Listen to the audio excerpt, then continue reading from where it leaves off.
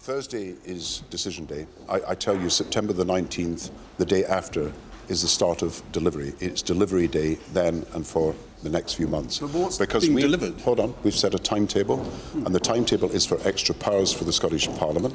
These are powers in economic, in fiscal, that is taxation matters. These are powers in social policy like attendance allowance and housing benefit, and we will see a stronger Scottish Parliament emerge with legislation promised for 2015.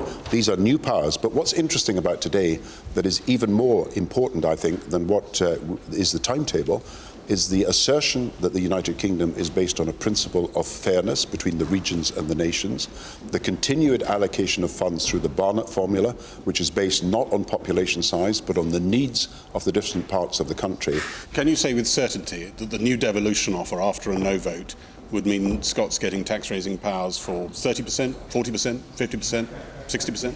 Well, there are new tax-raising powers. But to what order? Because the Scots have an appetite, it seems, for something bigger than's been on offer in the past. Hold on. It's actually not the percentage that matters, it's the principle. You see, the principle, and I hope you've read our document. But there's a massive difference between 30 and 60 and 70. The principle, listen to the principle first. I don't think you've read our document, Gary. I'll be honest. I don't think you've read it, because what we say in our document is that the principle is what matters, that UK services like the health service, like pensions, like education policy, these are UK covenanted services that are to be provided as a right, free at the point of need, for everyone in every part of the country. That should come from UK taxes.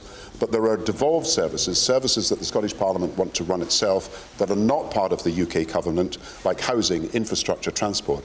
And the exact proportion of what will be taken in income tax will depend on the right balance between these services. That's the principle that underlies it, not a proportionate figure. It's possible, isn't it, that because the debate has changed through a very long campaign, when the yes side have been making quite a lot of the running, that when they come out today and say, all you'll get out of the next phase of devolution is tax-raising powers, or 30, 40% or something like that, it has an impact on people. It's the prism through which people see the debate. But first of all, the tax powers will be a minimum of 75% of the basic rate of income tax. And the parties can debate what you do above that. So it's absolutely clear there's a massive devolution of income tax power. Secondly, that's not the only power. There are powers to borrow for infrastructure, for investment, for local authorities. There are powers in social policy that I've just itemised, and there are powers in relation to employment. This idea that you're trying to put forward, that this adds up to nothing, is completely wrong. What I was trying to establish is what it is that it adds up to, rather than putting any view of my own on it.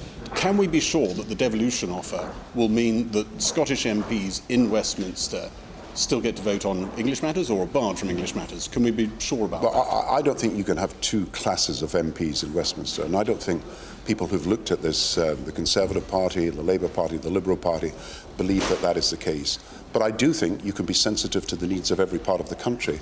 I mean, the issue in the United Kingdom, and it's sometimes difficult when people come to Scotland and look at what's happening in Scotland for them to understand, coming from London, is that there is Scotland, England, Wales and Northern Ireland. England is 85% of the UK. Scotland is 8% of the population of the UK. Wales, 5% and 3%. There's got to be mechanisms in place for the special needs of the minorities, and that's Scotland, Wales and Northern Ireland.